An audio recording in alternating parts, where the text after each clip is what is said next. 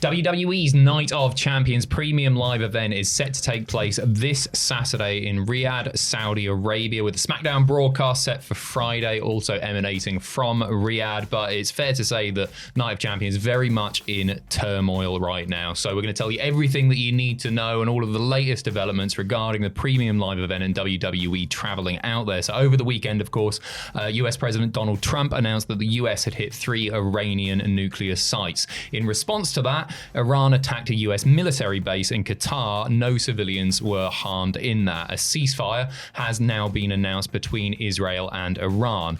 Yesterday, the airspace around Qatar was temporarily shut down, with the US instructing their citizens in Qatar, who border Saudi Arabia to the south, of course, to shelter in place until further notice. Brian Alvarez, who first reported that WWE employees were stuck at Qatar airport, later reported that some of the early production crew that intended to head to Saudi Arabia eventually made it into the country. Peter Insider then reported that there were 5 WWE staffers stuck in Qatar Doha airport. They were waiting for the connecting flight to Saudi Arabia after landing in Qatar. Peter Insider then stated that the majority of WWE staff have actually been on the ground in Saudi Arabia since the week of June the 9th. So it was a limited number of staff who were stuck there, just 5 reported members of WWE staff. Of course, the production team have been out there for a lot longer. These things take a lot of effort to put together. The Fightful Select reporting that there were no changes to WWE's plans as of this recording.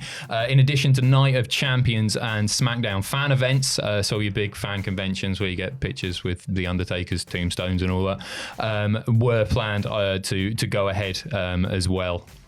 That said, the company has not publicly commented or replied to any media requests about any changes in plan. As far as we know, everything is going ahead as planned right now. But talent that Fightful have spoken to expect WWE are figuring things out, just like everybody else is. Reassuring noises, I'm sure. Back to Brian Alvarez, though. He later stated that his belief is because of where the production trucks are in the US, that if they don't go to Saudi, they'd find somewhere between Ohio and Pennsylvania for the PLE, and apparently 4 to 5 options are available. One of them, crucially, is not the Performance Center. So it's interesting that they are looking at some sort of contingency plan to run the premium live event and I guess SmackDown as well outside of Saudi Arabia.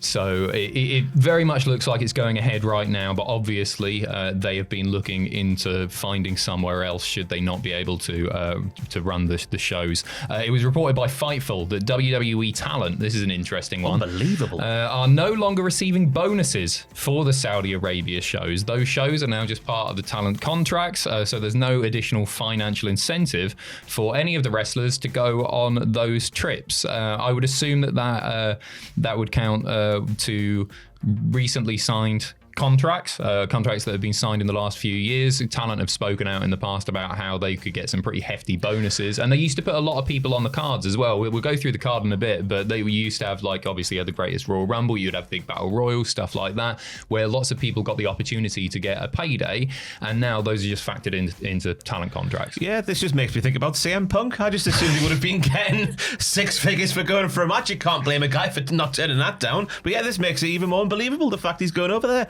So yeah, you go back to the greatest Royal Rumble. I think it was Chris Jericho who revealed he got 6 figures for a Rumble appearance. Wasn't in there that long. No, that's it. I wonder how fairly compensated they are for those things. That's a big figure to be throwing around, and sure, there may be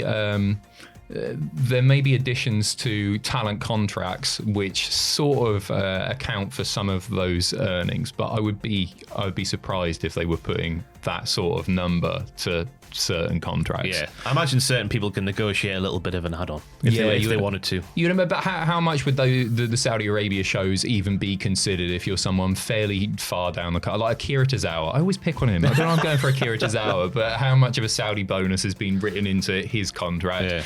Yeah. Anyway, a few changes to the premium live event card. It was announced last night on Raw that Dominic Mysterio is injured and will not be competing in Saudi Arabia. So that match against AJ Styles for the IC Championship has been scrapped. Good on you, Dom. Yeah, good for him. Because he's not, is he? I hope he's not. Of course, I hope he's not. I think he's gone. I don't want to do this, and yeah, more power to him. Yeah, do you reckon that's what's actually happened there? Yeah, I reckon. So this is pure speculation, but interesting timing for sure. And he was all right last week, wasn't he? I was going to say, you would assume that if it was just a case of him going, I don't want to go over there and work, this decision would have been made like a couple of weeks ago. Yeah, well, things have heated up so much, haven't they, in the last week that I don't think you can blame anybody for not wanting to work this show. Sure, you could say, it's unlikely that anything is going to happen, but there is certainly an increased risk to any US civilian traveling out to where they are traveling out to. So that was revealed in a segment with AJ Styles and Adam Pearce. Styles being told that his match was off, but we have got 2 new matches added to the card. Yes, of course, on SmackDown last week, we saw Sami Zayn come up short against Randy Orton in the King of the Ring tournament. Sami's not going to finish his story. Last night on Raw, Karrion Kross laughs in Sami Zayn's face because he's not going to finish his story. So Sami just bops him in the face, and there's a match made now for the card. This is mental, right? It's been going on for a while, though, to be fair. Like, Karrion Kross has been stalking Sami Zayn, just going, "Man, you're not a nice boy." He stalks everyone, doesn't he? He's always watching. I don't think this was originally planned for the show necessarily. You've got to keep in mind that Karrion Kross hasn't had a TV match since, I think, the SmackDown before WrestleMania, apart from main event, but he hasn't had like a proper showing since that SmackDown before WrestleMania where he was a part of the armbar. So this has been added. It'll be a good match and everything. It's just a surprise to see this. Is this sort of fan service, for want of a better phrase? Triple H isn't on Twitter, Adam. We've been told this. He never looks at Twitter. Is this him going, okay, we realise that we're in the crap here and there's a lot of criticism right now, so let's do something with Karrion Kross on a grand stage and not give him a Saudi Arabia payday. I was going to say, hopefully for Karrion Kross's sake, it's not just the case of him getting a big marquee-ish match on the card and just losing to Sami Zayn, then just sort of going back to what he was doing before, which is just interrupting other people's promos who don't mention his name. Hopefully he gets something substantial coming out of it, because off the back of that post, it was the podcast with Sam Roberts, wasn't it, where he kicked off and started swearing. Off the back of that, he has been doing good things off his own back. Yeah, and the reactions that he's getting every time that he does get a chance to perform on main event are huge. He's a big merch seller for them now. Maybe I'm giving credit where credit is very much not due, but I think that WWE sort of know what they're doing. I think they're trying to build that fan support for him in a kind of Daniel Bryan-esque way. Is like they keep him down, so you just want him more, but maybe I'm giving them too much credit. I was going to say, imagine comparing Karrion Kross to the Yes movement. You know what I'm saying? In a far smaller way. We've also got Rodriguez and Ripley going at it as well. After Rhea was put through a table by Raquel and Roxanne Perez on last night's Raw. So there's another new match added to the card. Yeah, there's more infighting about the JD rather than Rhea Ripley getting involved for me still, because there seems to be a split down the middle. I think it was probably going to be Liv Morgan in maybe the place of someone else in this match. Obviously the injury last week has sort of scuppered plans there. So this whole split maybe has been put on the back burner, and Ripley's been brought in to sort of fight in Liv's place, maybe. It's a bad card, this, I think. No, sorry, we've also got the King and Queen of the Ring finals. They have been set. Cody Rhodes last night defeating Jey Uso in the main event. He'll be challenging Randy Orton to determine the King of the Ring for 2025. I don't feel like either of those suit the King of the Ring. I know it's not like they're not going to put a crown and cape on Randy Orton or anything like that, but I think it's just a feel-good win for Cody. I think so, yeah, because last night in the match with Jey Uso, he was using cutters a lot more. I think Jey got 3 or 4 cutters, one off the top rope as well, so that was a measured scent, Adam, to Randy Orton, who's also famed for using some kind of cutter as well.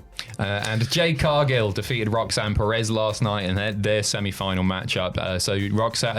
Jade Cargill will now challenge Asuka at Night of Champions to determine the Queen of the Ring. I mean, you would assume established name, up-and-coming name, beats the established name. But who knows? Anything can happen in the World Wrestling Federation. Yeah, I reckon Jade on that one. We'll go through the card. We've obviously got our main event in CM Punk challenging John Cena for the WWE title. Punk wins, obviously. King of the Ring tournament finals we just talked about there was Randy Orton versus Cody Rhodes. Queen of the Ring side, Asuka Cargill. US title, champion Fatu defense against Solo Sikoa. I hope that's good. It's a street fight, by the way. Rhea Ripley versus Raquel Rodriguez. Get the snap into the Slim Jim tables, Adam. Jesus. And to round out the card is Sami Zayn versus Karrion Kross. No tables there, potentially. I think it could be a really crap show. No disrespect. No, there's some stuff that could be good on there. There's also a lot of stuff that I just don't care about. If you enjoy the fundamentals of wrestling, Randy Orton versus Cody Rhodes, the footwork will be off the page there. It will. Cena versus Punk is newsworthy. Oh, yeah, no, that's huge. Yeah. I'm looking forward to that. And all of Cena's matches since turning heel have been great, so really look forward to it. Anyway, we got pictures coming up tomorrow. We got predictions on Thursday. We got our charity live stream on Saturday, assuming it goes ahead. And then we got what happened there, as well as WTF moments over on Patreon next week as well. Thank you very, very much for watching. We'll keep you updated on all of this stuff. Take care of yourselves. We'll see you in a bit.